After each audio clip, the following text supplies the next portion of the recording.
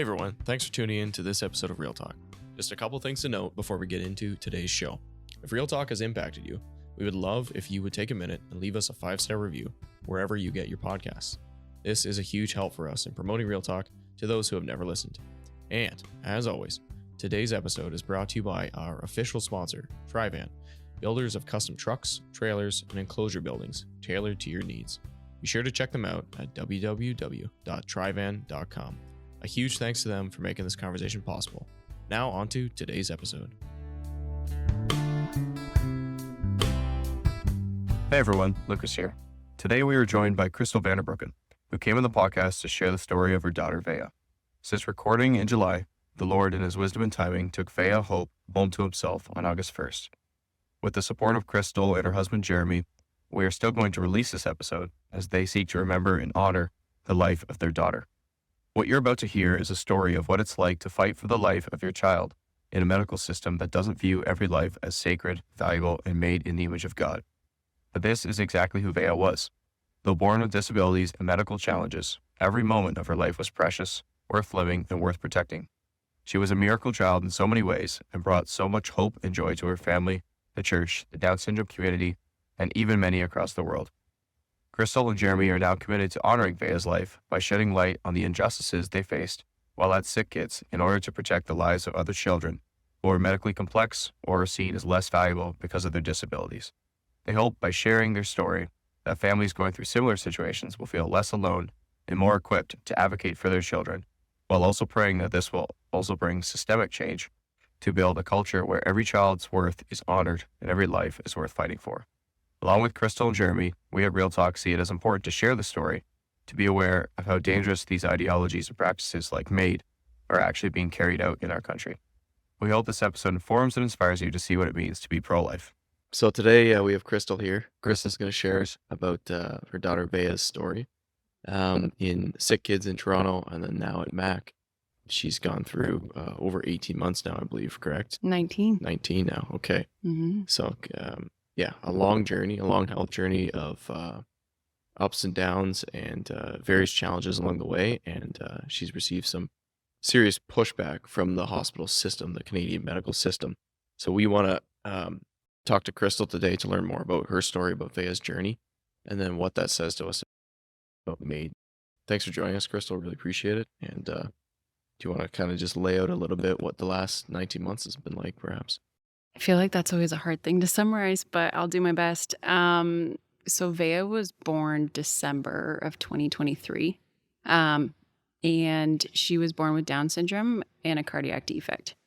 Pretty straightforward, but she has now encountered like some medical complexities just from living her life in a hospital this long and delayed treatments. We started her journey off as a cardiac kiddo, and she was in active heart failure for 4.5 months before she could get a repair, and it really did damage her body quite a bit. And we actually didn't even think we would get from MAC to SickKids where we needed to go for her heart repair.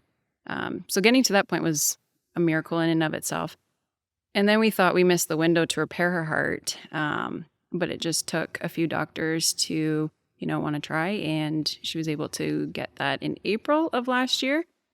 And they typically say with cardiac kids, once you get your repair, you get this entirely new kid and you go home and that be that. But 3.5 weeks after her heart surgery, she ended up with liver problems.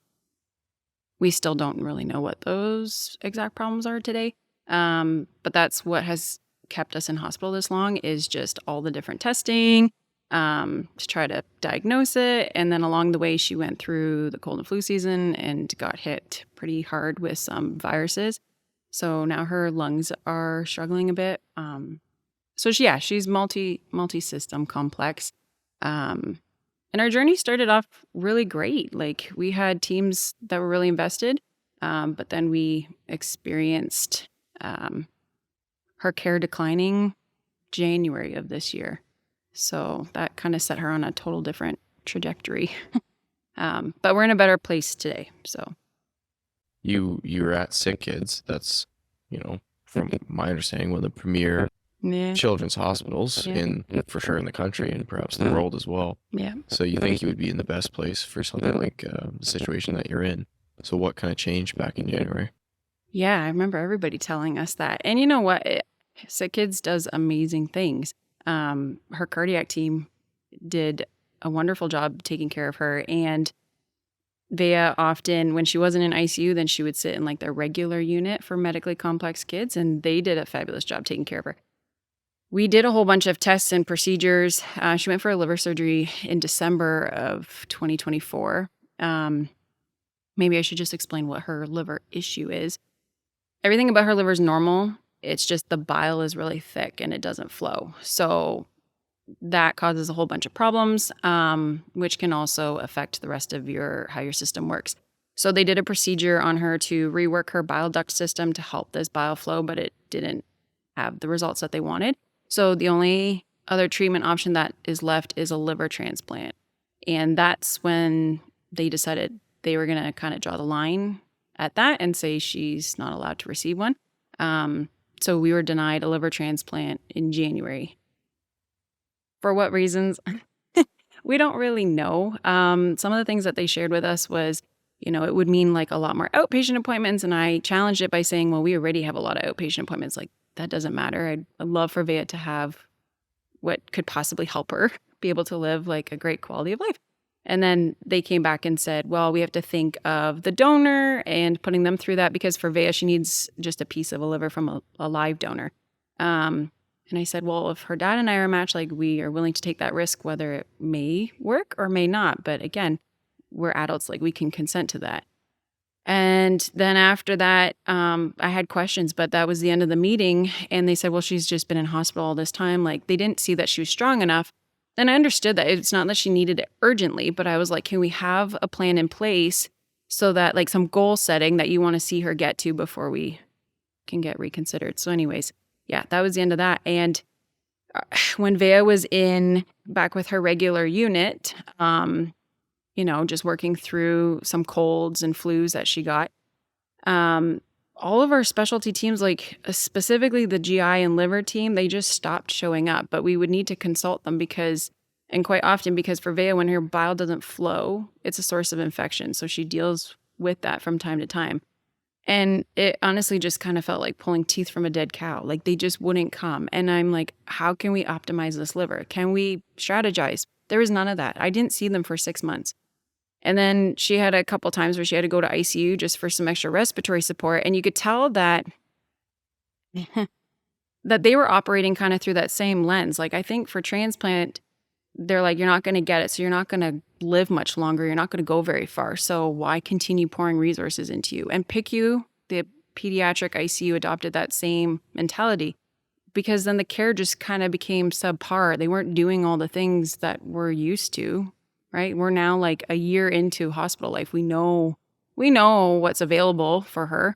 And they just weren't doing all the things. So specifically with her last ICU admission, you could just tell through the conversations with the doctors that they were really just trying to wrap things up with her and kind of coerce us into letting her go rather than help her.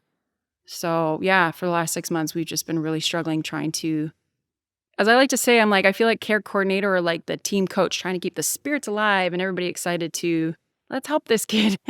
But no, they all just kind of vanished. I don't know where they went. And I'm like, I'm in this hospital, and this liver specialist who I'm supposed to see every 2 weeks as outpatient, if we go home, I haven't even seen in 6 months. How would it normally work then? Did they give you any indication, like, if she wasn't like a Down syndrome child? Like, I think you just kind of pick up on that, because when you're in there, you talk to other families. So Yeah. you talk to families that have neurotypical children, Yeah. and then you talk to families that have genetic differences and disabilities, and you start to see it for what it is. So I remember after she was denied transplant, they have a team that follows you.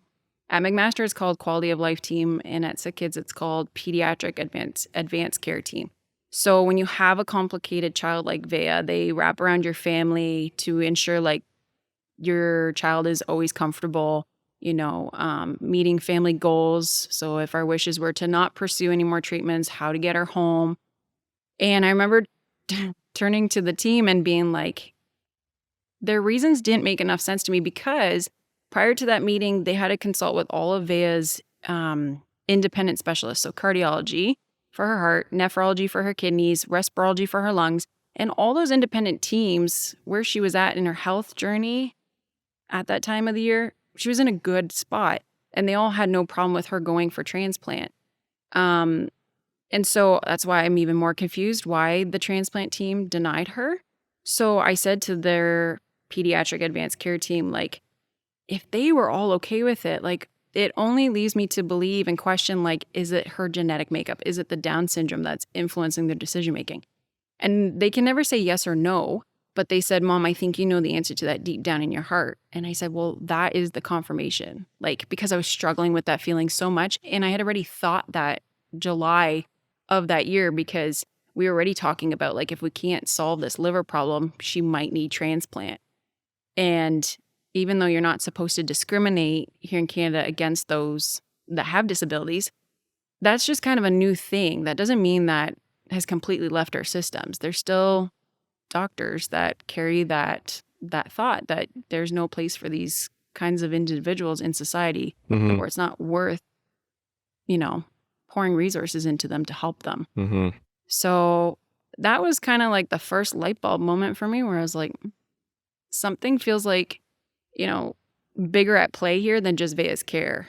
And then, the next like 5-6 months went on, and it just became more and more obvious. Was this a mindset shift among the same people you were dealing with the whole time, or were there new people who came in that kind of shifted things? No, they were all the same. They were the same people that we had just finished working with. Like, her GI and liver team were the same physicians that we worked with from July to that liver surgery in December. And then all of a sudden, as a group, they were just almost like checked out, so to speak. I always described it as like, it feels like you as a team have just tossed in the towel and said, no, Yep. That's it. We don't know. And I'm realizing, like, I think why I was confused is I'm like, I feel like you go into the medical profession with a love for knowledge and learning and like loving a puzzle, right? Because medicine's always changing. There's always new genetic things and Mm-hmm. health issues that come out. So I'm like, wouldn't you love someone like Veya? Because this is a challenge and you can grow your knowledge. But it was like, they like the challenge to a certain point. And then if you're not easy to fix and you're taking up too much time, then they can't be bothered. Yeah. Are there any like sympathetic nurses there? Anything like? Yeah. No, it's tough.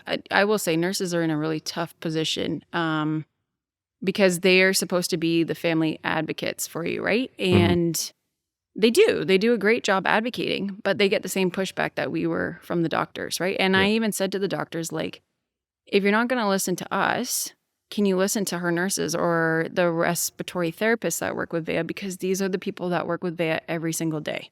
They know her next best to what her dad and I do. I have a hard time with like doctors being able to make such big decisions when they don't physically like lay eyes on their patients that often.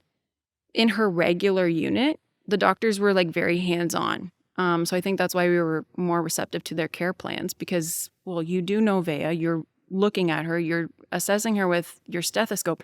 But in this last ICU admission, I challenged the doctors because I was like, how can you come up with this care plan when I haven't even seen you come into her room and put a stethoscope on her to even listen to her heartbeat and her lungs? Like, you're just making a care plan off of her medical charts and from he said and she said, instead of, what we're observing as the ones that sit at her bedside all the time. So it was really hard because, like I said, this last PICU admission kind of brought everything to light. And we often would run back to our cardiac team, or they're called general peds team, where she sits in the regular unit. And, we cried a lot with them. And it was hard because these teams both put in like a lot of time and work to like help Veya get to where she was. And for them, it almost feels like all their efforts were just completely dismissed, right? We even asked like ICU, can you please go and consult with our general peds team who know Veya best because she lives with them? And they didn't want to do that. Right.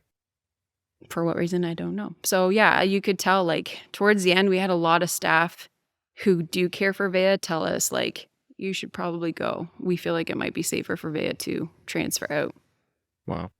Mm-hmm. Okay. We've had staff tell us that their pediatric ICU there is known for not having that much patience for their patients, right? Like ICU is supposed to just treat the injury or, the acute illness and then send them up to whatever respective floors for them to take care of the rest. Yeah, it's not a long-term spot. No. So when you have someone that is more medically complex and takes a little bit longer, it's not an ideal place for them to be. But they need that level of care. So When were you able to make that transition over to Mac? 2.5 weeks ago, Oh, or wow. almost 3 weeks. Yeah, June 25th, we transferred back. Okay. Yeah. And what was that process like to be allowed to transfer? Oh, yeah, it's interesting. So this ICU admission started April 26th. And maybe I have to give a bit of context here, but that first week of her being in ICU, we already wanted to transfer to McMaster because Veya was 3 days into her admission and a doctor said if she needs to go on a ventilator and have a breathing tube, we're not going to give her one. And I was really shocked by that because this would have been like her first admission where we felt like she really wouldn't need that kind of level of support. And I remember just asking him, like, why not? And he said, because we feel like it would do more harm than good and she would fail extubating. And I said, on what grounds? Like, there's no facts. I said, she has been intubated multiple times and has never failed extubating. So anyways, then we got patient relations involved because they weren't changing their plans. And Veya is what they call full code. So when you bring your child in, they want to know, like, if they were to have a code blue, like a cardiac arrest, heart attack, whatever, do you want us to resuscitate them? Or a DNR, which is do not resuscitate them. Well, Veya is full code. So that's why this was very puzzling. And so patient relations got involved, and then ICU took a different approach and said, okay, fine, if she does need one, we'll give one. And right there, I just felt not good inside. And I was like, I don't know if we should actually be here anymore. So we tried then to reach out to Mac and they were going to accept us. But then it seemed like, maybe things were kind of going the right way again. And so we're all about like benefit of the doubt. Maybe that was just a one-off thing. But it wasn't. And then things kept declining again. So then we just mentioned and said to patient relations in ICU that, hey, you know what? I think it is time to go. One, we have been at this for like a year with SickKids almost. Like we transferred to them July 4th last year. And we just came to Mac June 25th.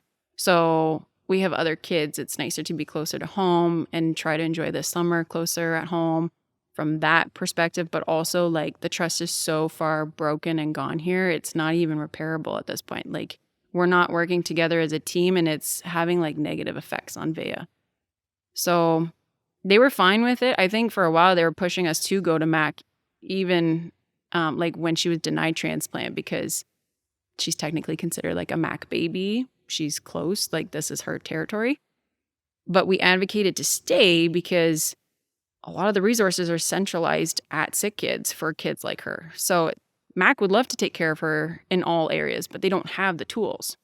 So that's why we were stuck there. And if something came up along the way at McMaster, then it's like another transfer out to SickKids. And when you have a rhythm and routine going, it's better to just not rock that boat. So they were all on board for us transferring, especially for location purposes. And yeah, I think they knew that we were also leaving because of the trust factor and we just kind of were butting heads a lot. So the transition was okay. Mac needed to sit down and talk with us. I think they kind of felt like something else was going on because it's not normal or common for an intubated child in SickKids pediatric ICU to be transferred to a lower grade hospital, so to speak. Like SickKids is a grade 4, Mac is a grade 3. Especially somebody who's complicated like Veya. They're like, why? Like something must have happened. So then I had to have like a hour interview with them and explain the story a bit. And then they were fine. They just wanted to kind of like rule out what they are able to do for her and what they can't do. So if something comes up, we might have to go back to SickKids. Right. Now you've been like public with this for a few months now on your Instagram and whatnot, and that's kind of gained a bunch of steam. So when you Yeah. made that transfer over to Mac and you had to sit down and tell them the story, how did they react? Because if I was in their shoes, I'd be like, oh, this is a bit of a hot potato coming our way here. Nah, I figured that. And it's funny because I have those conversations with them now. I didn't when we did that Zoom meeting together, but we have told Veya's story from day one. Like for me, social media was a bit of like an open diary and a way for me to process, but also a way for me to be able to connect with others that were raising children with Down syndrome. Because I knew nothing about it, and so it's been a really great place for resources and connecting. And we shared all the beautiful memories and times that we've had at SickKids. And, then, like I said, her care took a turn for the worse. So we're sharing everything like very raw, real, and authentically. So Mac was aware of our social page. And I think they were definitely worried about that. They don't want the drama, I guess, to come to them. And I just said to them, like, look, we're not painting you with the same brush. We are coming to you wanting like fresh eyes and fresh minds, because if we loved what we were doing at SickKids, we would have stayed. Yep. But it wasn't serving Veya anymore. And in fact, it was causing her harm. So we're hoping and praying that like you guys will see Veya first as who she is as a human being and treat her like with dignity and respect, and, allow her the time that she needs to be able to go through this phase of rehabilitation and recovery, because it is in her, like if God wanted to take her home, he can take her home at any given minute. He doesn't, I know she's got the respiratory machine giving her support and she's on medications and stuff, but like he doesn't need all of that to fall away or to be there. Right. Like, so I'm like, she still has a fight in her, a strong will to live. And I'm like, I want to see her through that. I know what Veya looks like when she is very sick. We've had those hard conversations. I'm like, but that's not Veya now. And that's not the Veya that's coming to you. And they can see that because she's a totally different kid today in just 2.5 weeks. Wow. That's wonderful. Yeah. So back to the liver transplant, I guess. Is that something that can happen inside of Mac? So Mac doesn't do transplant. So they needed to know from us and understand that they can't do anything for Veya's liver other than monitor it and then keep in conversation with SickKids team. Yep. And that's fine. Like we knew that they're not a transplant center. And so right now we are entertaining a second opinion in the States. There is one other pediatric hospital in Canada that does do transplant. I believe they're in Alberta. But the thing is typically if they have very medically complex kids, they do get sent to SickKids. So we didn't really explore that because if SickKids is not wanting to, we're kind of assuming the same over there. So the second opinion, we are searching out through Chicago. And they've been great. Like they're such a responsive team. And they're trying to review her records and that. And so Mac understands that they are the guys to help rehabilitate Veya, try to get her home for a little bit while we try to figure out where to go for her liver. If that's the other thing, I'm like, I don't even know. Do you really need a transplant? Because no one knows what your liver's doing. And the liver is the one organ that is really cool because it can recover the best and it regenerates itself. So there's a lot of theories about her liver. So I'm like, to take that out prematurely, I don't know. But you need a couple doctors' eyes on this. And that's why I'm like, I can't leave all your eggs in one basket with SickKids and just take what they're saying as that. You need to kind of explore with other doctors and see if they've seen something like this with her. So. Right. Okay. Yeah. I think you mentioned, I think this was pre-pod at least, about the potassium incident that she had. Was back in January as well? Yeah. So right after her liver surgery, she, the day after she got RSV, and then a few days after that, she got overdosed with a lethal amount of potassium. It wasn't just a little bit, it was 10 times the regular amount that she normally gets. And it was during the evening when none of us were there. And so at first I did think it was an accident. I do have questions whether it actually was an accident or not. Because these sort of things happen when families step away. So the timing of it, but also the amount, it's one thing if you gave a little extra, but 10 times the amount, like an actual lethal dose. And for her, like her heart rate went to 350 beats per minute and they had to use the shocks of life 3 times on her. to stabilize her. So yeah, this is my other argument with transplant team is I'm like, I think this girl has like a solid resume of like coming through a lot of things that you wouldn't really expect her to, but she is. So to not give her that chance at transplant was hard for me to wrap my mind around. So there is an investigation going on with the potassium overdose. That's a wild thing in and of itself. We didn't hear from anybody for a while after we were told that happened to her. And then when she was in this current ICU admission and she was denied the breathing tube, I said to them, I'm like, I'm just shocked that we're having this conversation considering you're the same team that overdosed her with potassium. Like, you would think with a family like us, maybe you want to tread lightly. I don't know. So all of a sudden, then they had a fellow, which is somebody like working up to being a doctor, come running in with these papers about the potassium overdose and like asking us to sign it for like a case study inside the hospital so people can learn from the incident. I'm all about learning. That's great. But why are you trying to get us to sign this right now while we're dealing with this current issue? And he would circle back around every hour on the dot. Have you signed it? Have you signed it? And we've learned, like, you don't sign anything. I said, no Talk to your one, lawyer. yeah, no one has sat down and talked to us even about the situation. I only know these bits and pieces because, like, I've talked to enough medical teams in here that we all know very well who were there that night. But you have a serious, significant safety team that is supposed to, like, sit with us, review everything, answer all the questions, and we haven't done that yet. So we're not signing this. And then they never brought it up again. But then that team that reviews it came in and sat down with us. And they said that it went through all the different channels, you know, the chief operations, the chief nursing, this and that. And after they interviewed everybody who was involved, they said, you know, it passed through 4 pharmacists and 2 nurses. I'm like, how did that many people not check Get it or 10 miss that? times wrong. Yeah. Again, I get it if one person missed it, but 6? And so they said it was also, you know, we're really sorry, but it was around Christmas time. Everybody was coming back from holidays. It was really chaotic in pharmacy.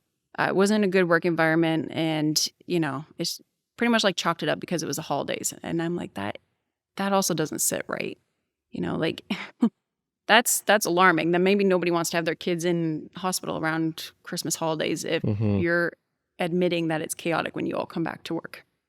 I don't know. So then they did share that they're going to implement said changes, but they couldn't tell us when the changes were going to be implemented. And I said, well, those changes probably should have been implemented like the day after this happened, or to give you time, maybe a week or 2 after, not like 5 months later as we're sitting down talking about it. As you're pushing for it. Yeah. Yeah. So yeah, that was wild. And they're still supposed to have conversations with us. But right now it's kind of crickets. We're not hearing anything from SickKids. So I don't really know if we're going to have like the final follow-up to that potassium overdose. No idea. The other alarming part is when we asked for Veya's records to be sent to Chicago for them to review, there was nothing about her current ICU admission or the potassium overdose. On the records. Mm-hmm. And I asked the significant safety team, like, you know, this situation that happened to her, it's going to be charted correctly, right? And they said, oh, yeah, like it's in there. It's not in there. So, and then the other, like I said, the ICU admission is not in there either. And that is the ICU admission where we're experiencing the most harm and neglect towards Veya. Of course, they don't want to send that stuff because that's going to make them look bad. But this hospital needs to be aware of her entire medical journey because even though it might not look like it's affected her now, you don't know what it will do to her long term, right? Yeah. Like, so we're still trying to figure that out. Yeah. And do you think this potassium incident specifically, is that a one-time thing in the hospital setting? Or have you, in speaking with other groups or other people in social media, have you heard other stories like this as well? So since sharing on social media, we've learned from a lot of medically complex families that a lot of their kids have received an overdose of some sort, not necessarily potassium. But then we've also been working with other organizations, such as the Delta Hospice Society and the Euthanasia Coalition team. And they were the ones that brought forward the information that I believe it was in the late 90s, early 2000s, that they were involved in a whole bunch of different cases of those with Down syndrome or medical complexities where there was overdosing of potassium. Like apparently it's a known thing. or an overdose of Precedex. And I'm following a family in the States that lost a 19-year-old daughter with Down syndrome to an overdose of Precedex. So it does definitely make you question if it was accidental or intentional. So, yeah, I don't know. There's always that part of you that just wants to believe it was an accident, but I don't. After this ICU admission, I don't really know how it was an accident because, and I can touch on that too, it's just like the conversations with these doctors, it was the one thing of like denying a breathing tube. But then, when we, I guess, forced their hand into giving her a breathing tube, they weren't happy about that. So when she actually needed the breathing tube, we experienced what's called like a slow coding with her, which is like a delay in treating and providing life-saving measures. So it looks like they're doing all the things they're supposed to do, but they're just taking their time. And so when Veya needed that breathing tube, Jer and I, my husband, we stepped out for some dinner and I was like, something feels wrong. And when I came back, no one was in her room and no one was in the hall, which is not normal in ICU. Like you're one nurse to one patient. And if you're not in the room, you're on the outside watching. And also on the monitor, like they set the alarms. So if her oxygen dips to whatever said number, the alarms go off. And her oxygen was sitting in the 60s and drifting to the 50s. And there was no, like, I know the sounds of these alarms, and there was none of it. And she looked so sick, and we couldn't go up any further on the oxygen support that she was already on. So she needed that breathing tube. And I ran out of the room, and I went looking for people. And then all of a sudden they were coming with the cart, but like not urgently. You won't see people running, but there's urgency, there's swiftness to their movement. There was none of that. And we know that because we've experienced that so many times with Veya, that people hustle. Yeah. And then before you know it, we found ourselves like at her bedside with the doctors ready to intubate. And I will never forget this moment, but like looking him right in the eyes and asking him like, why are we not intubating like right now? I feel like there is a sick plan at play here that we didn't agree to. And they all look at each other like, who's going to say something? Like that feeling was just so off. And you can't ignore that because, again, I've seen what teams look like when they all work together and they all understand what the plan is to execute here and what to do. This team looked confused. It was like they knew exactly what was going on, and some were probably agreeing with it, and others, it was going against every moral fiber that they had. Do you think the doctor is calling the shots in that situation? I am still trying to figure this out. Like, we asked a fellow, and again, a fellow is like working towards being a full ICU doctor. We asked him one night prior to this intubation situation, if Veya needs a breathing tube, would you give her one? Because we were really close with this one fellow, and he said, no, I would get in trouble. And I was like, whoa, okay. So apparently all the ICU doctors, the intensivists, all agreed not to give her a breathing tube once that said doctor brought it forward to them, the one that was taking care of her for that week. What I'm learning is these doctors don't really question each other, right? Like, that's your patient, you know your patient best, we agree. But yeah, I think it's just this respect. They don't want to challenge each other. Everything's a team decision. So I don't know if it was just the doctors or if there's people above them that are looking at Veya being like, you've been in the system for far too long. You're so complex. You're costing so much money. Like, this is it for you. I don't know because I can't see those people. Yeah, well, I mean, stands to reason in a publicly funded system like that and resource allocation, it's got to be someone's job. Yeah, it's hard to think about for sure. Yeah, so she did get intubated and it went well. But again, like, there she is. She's intubated, okay? So she needs the time to recover. But then, it's in the conversation. So the next ICU doctor comes in a few days later and is like, I'm struggling because I'm still dealing with the fact that we haven't had like a great conversation from our transplant team. I said, I'm stuck with all these questions. I said, I don't need it to happen in this moment, but I'm just kind of debriefing with you. And he looked at me and he's like, you know what? You seem like a smart person. You can just go Google all about liver risks with transplant. I'm like, isn't that the first thing a doctor says not to do? So I'm like, maybe you're being funny. We'll let that one go. But then it was the next comment. And this was the light bulb moment for me. Like, it just put everything into perspective. He put his hand on my shoulder and he said, Mom, it's been such a long road for you guys, such a journey. You can admit when enough is enough. And there's something about letting someone die with dignity. And it was those words that I was like, that is like associated with MAID. And like, I know you can't offer MAID to babies, but that doesn't mean we're not going to try to find other ways to push a family into choosing that without them recognizing what it is. And I was like, no, like this isn't Veya on her way out. This is Veya who just needs time to rest, and I'm going to give her that time to rest. So again, like I didn't react on it right away. I kind of like sat with it, but I brought it up with patient relations, and I was like, some of these comments are they're highly inappropriate when you're dealing with family. And doctors struggle with bedside manners. Like I really try to give benefit of the doubt. And then my husband always did the weekend shifts, and that same doctor came around and he's like, look, I know your family's goal is to get her home. We can't guarantee anything. He's like, but just so you know, you're just going home to live out whatever days you have left with her. He's like, okay. Yeah. So like you're met with all these conversations. So you can tell that the team wants you to give up. Yeah. So, and that wasn't it. Then another ICU doctor came in, she sat down and she's like, you have to look at Veya and all that she is and all that she was born with. And I was like, what do you mean? You talking about like she's born with a head, 2 arms, 2 legs like the rest of us? Or are you trying to center out the fact that she's got her extra chromosome and she's born with Down syndrome? Because that's an entirely different conversation and you're not supposed to discriminate against that. To which she had no reply. So you just see this like common theme. And then I'm still wrestling with thinking that she was discriminated against for not getting a transplant because of her Down syndrome. Yeah, they're just trying to casually, quote unquote, like, what do you think, Mom? Yeah.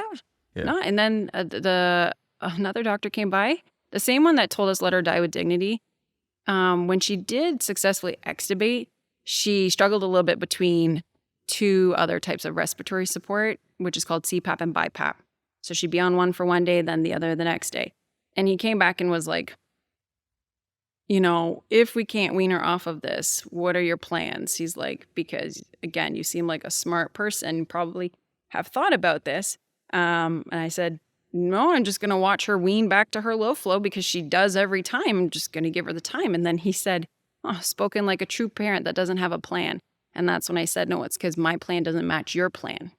And he's like, don't worry, we're having conversations all together ourselves as doctors. And I was like, well, then I have a big problem with that because I'm not involved in those conversations and she's my child. Yeah. And it still escalated from there. Like, that was just the beginning. I can't believe how open these guys are. Did you face pressure early on, like just in the pregnancy as well, to abort?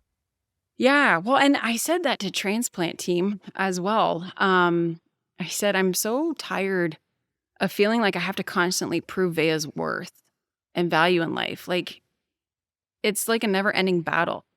Not with the cardiac team and not with her regular unit, but when I was pregnant with her, at 20 weeks, we found out that she had the cardiac defect that is most common with those that are born with Down syndrome. And then they offered to do a test called amniotesis or amniotesis. I don't know how you say it, but we declined that.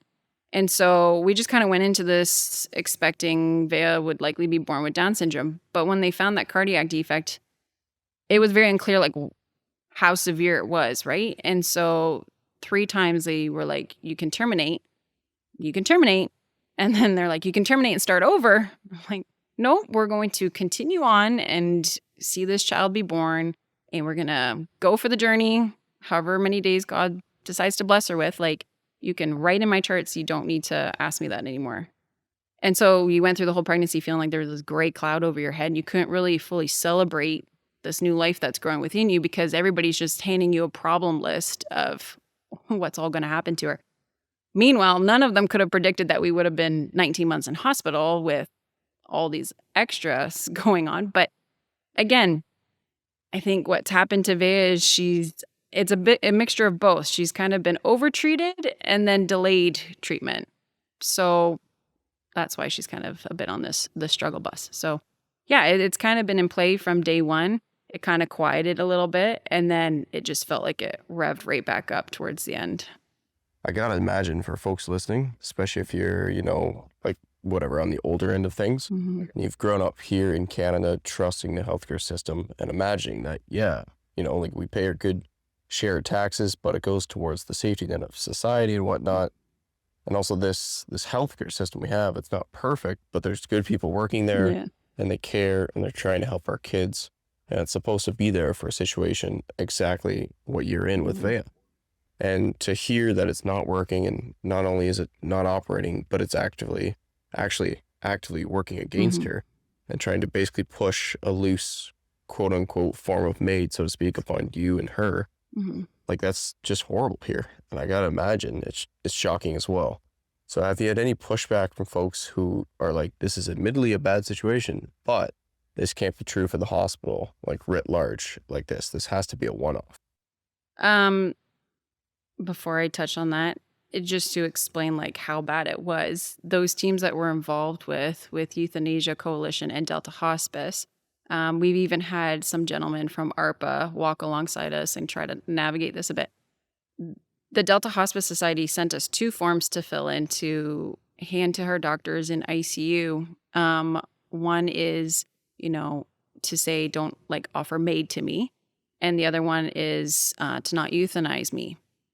And we filled those in and handed them over. And there was a little bit of question because they're like, well, we can't offer maid to Veya, like she's a baby, but it's there so they know that if something happened, like, and that's what they'll do. They'll just be crafty about it and make it look like it's a noble thing to let your child die rather than, put them through so much suffering. And I'm like, I'm not causing her the suffering. You guys are by neglecting her and causing harm. Like, you're also not doing physio. They let her lay in a bed for 2 months straight with no physio and expected her to just turn a corner without any movement. Like the level of neglect that happened to her is just, it's wild. I can't say too many people have really doubted us. I think a lot of people are like processing, wow, this can actually happen. There's a lot to the story to take in, right? It's a Like, lot of detail. Yeah. yeah, like you're dealing with this kid that has literally a bingo card full of checking off everything medically that could go wrong with you. She's had it, right? And so there's that aspect of processing. And then there's this other part of like this team that was trying to just see her done. I think also, like, I didn't even want to believe it, right? You want to trust your teams. And I'm not saying they're all bad. There's definitely, you get the good apples with the bad apples, right? And we've experienced both. But I think what's really important, I'd love for people to know is like, when you go into the healthcare system with your loved one, like, don't be afraid to ask questions and challenge them. Like, you almost need to, because it could really make your situation really great or really scary and dangerous, like it did for Veya, where she almost lost her life, So if you like are feeling those questions, like, don't be afraid to ask them. I think what's been helpful too with people kind of coming to terms with it a little bit is other people are speaking out with their stories too, and I'm sharing them on socials as well. So, we don't look like this one-off case. It's happened to many people, so that's been helpful. But I think like within our own Dutch circles, like I said this to our minister the other day, I'm like we don't, you don't hear of stories like this really happening, right? We read about it, we're actively out there trying to protect the vulnerable communities, but we've never really had such a close to home experience. So it's like, whoa. But yeah, overall, I would say like a lot of people are very supportive and are like, well, how can we help? And so we had a rotation of visitors come and sign up, and we'd like never left Veya's bedside towards the end there at SickKids, because you didn't know what they were going to do. So we've had like a lot of our community members come and sit there and take turns, night shifts, day shifts. So Must be like just awesome to see the community of saints and that kind of aspect. Eh? yeah. Well, and the ICU was all like, all concerned for their safety. And for Veya's, I'm like, now we're concerned about her safety. Where was that concern when you overdosed her with potassium and then you wanted to deny her a breathing tube? Like, those really could have ended her life. But these are loving elderly women, a lot of them from this. There's a program we teamed up with called Guardian Angels through the Delta Hospice Society. And a lot of these are retired elderly women that have been in nursing that were like, hey, I'm going to sit with you. I'm like, what are they going to do to Veya? And I'm like, everybody else too that's coming in, they're just Veya's entire cheer squad. So it's been a positive reaction, you would say, broadly on social media, like lots of support. yeah, ish. I mean, you're always going to have like your trolls. I think I'm mostly surprised by all the different medical professionals that come on and are defending the team at SickKids, the PICU team. It's like they all kind of band together a little bit. And I'm Mhm. like, it's hard because you're only hearing our side of the story and they cannot speak to what they were doing. For legal reasons. For legal reasons, yeah. And so, like, I get that aspect. But it's also like you guys are just seeing a little snapshot of like what I'm able to share. There's still so much more to the story that we can't share or are not comfortable yet with sharing. And so, yeah, I think like it'd be so much nicer if medical professionals, doctors, nurses would really value families' input and experience when taking care of kids, because we do know our kids the best. You need to have the knowledge that they have, but you also have to have the lived experience to be able to come up with like the best care plans. And so I have a lot of them questioning and, saying that PICU made the right decisions, but like it's just so loaded that I can see why they're saying that without knowing the full picture. But you get some senior doctors and nurses and they've been at it for a long time and they're like, no, like what you're saying is absolutely true. Some of them have been in slow coding situations, like, have been written orders for these things. Like there's actually no ban in Canada against it. It's just viewed as like unethical. But that's Slow coding. Yeah. Yeah. And I'm like learning all about that on the fly because I'm like, what is going on here? What I know from their governing body, CPSO, is that I don't know how long ago, maybe 2-3 years ago, they gave out some ruling that if a doctor deems a procedure or treatment to be futile and harmful, they can withhold it, right? And I'm like, I get worried about that because in this case, this doctor just made an assumption that Veya would not extubate. So he thought he would be causing harm and could deny her a breathing tube. And he was wrong because she did extubate, right? Like you could literally explain anything away as being harmful if you want to keep within your hospital budget, free a bed. Yeah. If your goal is Yeah. reduction of resources. Yeah. And like, don't kid yourselves either. Like, there's enough doctors that have spoken out that have said, like, we do get incentives too for, different things. Financial. Yeah. And I don't know that about Veya specific doctors, like right now, Right. but you kind of wonder, like, yeah, I'll never know. But some say there's like incentives to, open beds up, push kids out the doors, like, and that's doctors that have talked on my socials in the States and Canada. And some are still afraid to talk out. But Oh, wow. But that's true. That's interesting. yeah. Not good, but that's the Yeah. whole, you get into the whole healthcare policy debate about financial incentives and should the government be involved. Mm-hmm. Fundamentally, if I'm understanding your story correctly, it seems like the underlying ethos of the Canadian healthcare system is just being played out in a logical way that given Mm-hmm. the limited resources available, they're just making decisions and they don't prize human life in Yeah. the same way that we do as Christians. I've said that to them point blank. Like I said that to our transplant team. I'm like, I broke down in tears because I'm like, it's hard. I'm like, because we don't view Veya through the same lens, right? Like you view quality of life as like what she can do in society and what job she can hold and what milestones she'll be able to reach. And I'm like, this is a child of God. Like if all she knows is this endless amount of love from her community, like it doesn't matter if she becomes a doctor, a nurse, or a lawyer, or if she works in a grocery store or doesn't. Like, and it's hard when it's you guys that get to make that decision for her, right? I'm like, I believe in the great physician. I'm like, I believe he works through your hands to be able to have successful treatment and procedures for her.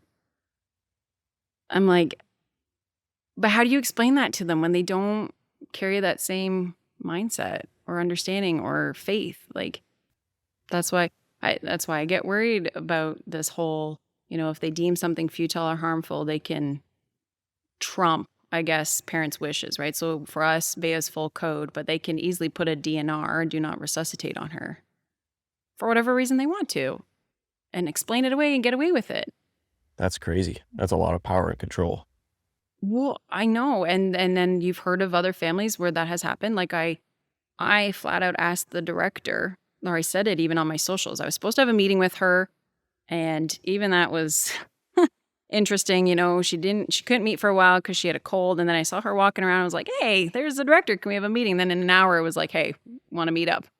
And so we met up, but she met me with so much anger because I had written about or spoke about how she was involved in a 2021 court case with a family who came in with their child. And in like 2-3 days, they wanted to pull life support from her. And this family just wanted to give her a little bit more time to see if her systems would, right? Like you hear of those miraculous stories. Somebody looks like they're brain dead, but you give them some time. The body needs time to heal. That's the thing. And in healthcare, there's this big push.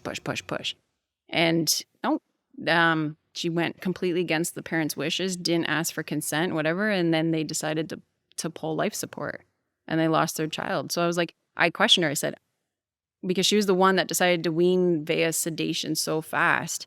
And I said, you've caused withdrawal symptoms for her, which is why she's having to be reintubated. And I said, but I also recognize you don't really believe in parental consent because of this case that is out there for the public to read. She didn't like that. I needed to have these conversations because I'm like, these are big concerns, and they're not just my concerns. They're going to be concerns of all the other families who felt like they could never ask it. Yeah. Very shocking, how much power ICU holds. Mm-hmm. Because I asked that from patient relations. I'm like, how come they don't weigh in when you have a patient like Veya who lives in a different unit here? Why do they not speak with them? ICU is just viewed to, know what they're doing, treat them the sickest of the sick, and everybody just has to, accept whatever care plans they put in place. I'm like, sometimes they're not right. It's almost a little bit like the opening of the eyes to the healthcare system. Seems like it's gone in waves as public trust and other institutions have waned in the last couple of years. With COVID, that was okay, big shock to the system. And I think with a story like this, it just further confirms what people are thinking of all right, I don't really trust anything nowadays. This is crazy. So if you're giving advice, like you said before, just go with your eyes open and try to be as informed as you basically can, correct? Yeah. If you have that itch or that intuitional feeling that just feels off, you need to explore it and not ignore it. Because there's so many times I wish my intuitional feeling was wrong, but it was never wrong. It's crazy. And my husband and I always said, no matter what God's plan is for Veya, whether he does call her home, we want to be able to know, if we have to lay her to rest, that we aren't going to live with so much guilt of all the what ifs. Why didn't we ask? So that's why I guess we're being bold and asking and challenging them. All thanks to our one cardiac doctor who literally told us your job as parents is to question us and push us in corners because this is your child. And since that moment, I would say that's the moment where I really figured out how to advocate for Veya. He's a solid doctor. He's the one that went to her ICU team in this admission and was like, you guys have to lose your preconceived ideas and biased opinions about her because we as a cardiac team had to. And she surprised us all. So you need to give her the time. And I think he's a really well-respected man because they did listen to him. And he was there when she had to get reintubated to make sure I was okay and to make sure that it was going to be done okay. But things still went south from there. What, in this journey, what advice would you give for families that also have complex kids and being in a situation like this? I mean, it's back and forth at the hospital nearly every day. That's... Yeah, having a medically complex kid, your whole life changes a bit. You're really forced to live day by day. We're all called to do that, but now we're forced to. And I wouldn't even say day by day. It's hour by hour sometimes. Yeah, for other medically complex families, I think they figured out pretty quickly themselves. Yeah, like I said, don't be afraid to ask questions. Don't doubt yourself. You do really know your child the best. even if you don't have a medically complex kid, you know your children the best. Yeah, the mother's instinct, or even the Yeah. father's too. Yep. Yeah, you do. I think dads, you know, they don't give themselves enough credit. You know your kid too. So yeah, you have to be their voice, right? Until they are old enough to be able to advocate for themselves. And just because a team might put forward one care plan, you don't have to agree to that plan. There's always plan B, C, D, E, F. Like you can keep exploring, you know, nothing is set in stone. And definitely take care of yourself. Try to give yourself rest. We kind of learned that the hard way because you get in this like fight or flight survival mode, and then it catches up to you and you're just knocked off your feet. So when people are coming to step in and can help you, just like accept the help. That took us a little bit to come to terms with. But we're so grateful for that help. Like it really takes like a village to get through something like this. If someone's willing to do groceries, let them do groceries. If they're willing to do your laundry or take your other kids, like just let them do it, you know. It'll give you the space to breathe. Haven't quite figured out how to get someone to sleep and give me that energy. That would be great, but Yeah, that's a tough one. But yeah. so those are a few ways that like the surrounding church community can help as well. Just Yeah, you small know, things. our church community, they're phenomenal. I'll tell you this. We had a meal train set up for Veya when she was born, and we are 19 months into this, and that same meal train is still going.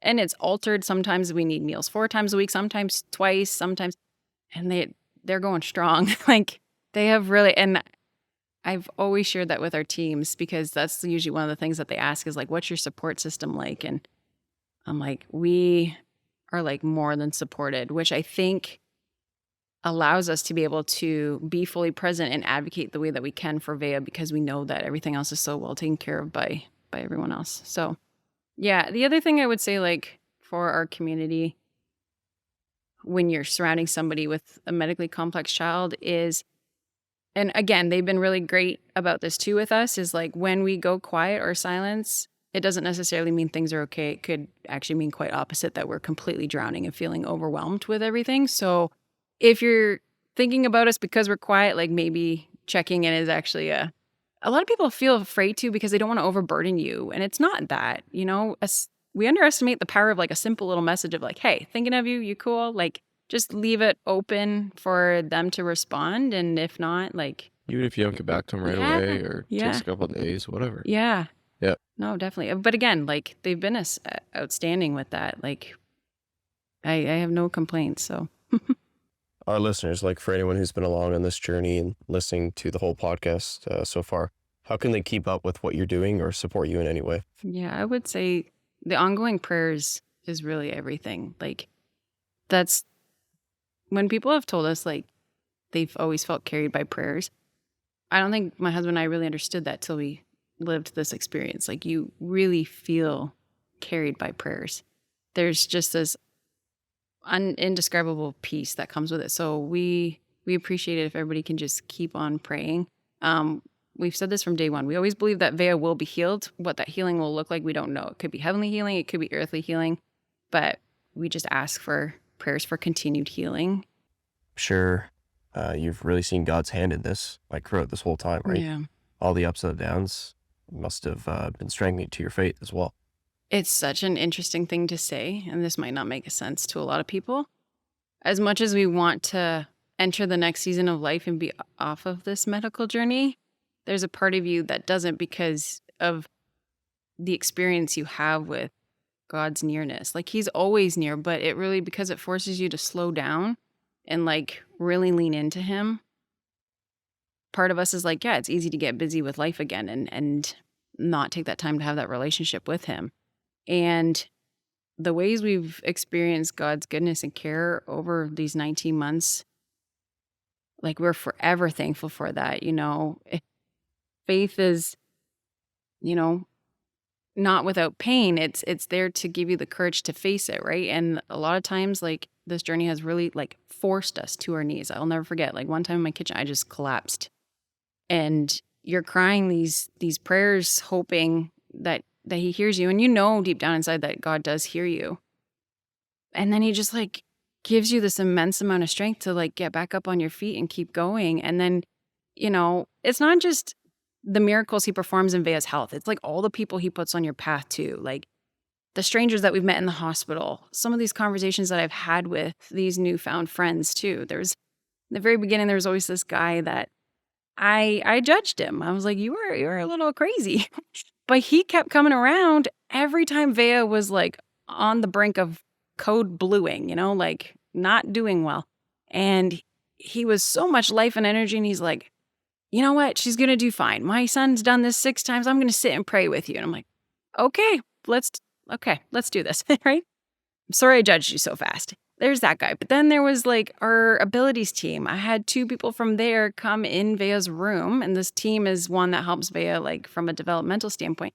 And they all know that we're Christians and that we have our faith because it's all in the charts. And she's like, can I pray with you? And I never ever expected to like experience things like that. Those moments will forever be with you. And yeah, I feel like in a journey like this, you really do get to experience those really special moments because you're forced to slow down and totally just surrender everything to God. So I've always said that to our teams. I'm like, as hard as this is, there's so much good that comes from it. Like, just your perspective on life, the fragility of life, how like my knowledge now of the body, like, wow, how can you deny the fact that God wasn't the creator of our bodies? Like he absolutely, it's insane and it's amazing. So like that alone, but then yeah, all these interactions between doctors and nurses and other medical families, like our lives are like so enriched from this experience, even though it's been like painfully hard. Wow, that's beautiful. Thank you for sharing. Is there any last things you want to share with the audience before we wrap this up? I want to thank our community for like walking arm in arm with us this entire time because it's been long, but everybody is like just as motivated as they were at the beginning. Everybody's still checking in, and it's easy to lose that steam and this kind of feel like old news and stuff. But like, I'm really grateful for our community and for like the village that's behind us. And it's so big. I like often sometimes try to picture it of like, if we could put everybody in a room, what it would look like. And I really wish like I could reach through my screen, every person that I talk to and just like hug them all. But one day when we're all in heaven, we're all going to be getting hugs from me. So yeah, just really grateful. That's beautiful. Well, thanks again. Really appreciate it. Thanks. Thank you to our listeners for tuning in, and be sure to follow along on social media. And yeah, there's hope ultimately, of course, for healing. And yeah, it's we wish you all the best, and we will continue to pray for you for whatever is next. Thanks. Until next time, keep having real talk.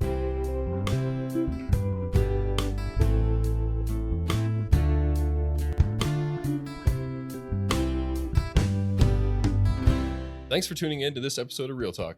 In partnership with Reform Perspective, this show is created and produced by Tyler Vanderwood, Lucas Holtfleur, and Mariah Tamiga.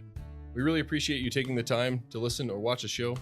If you have any feedback for us or ideas for future guests or topics, please let us know. You can reach us at reformedrealtalk@gmail.com. Be sure to also follow us on social media. You can search Reformed Real Talk on any of the platforms. We should come right up. Also, leave us a review, preferably a 5-star one, on any of the podcast platforms. That would be greatly appreciated. That's all for now, folks. Keep having real talk.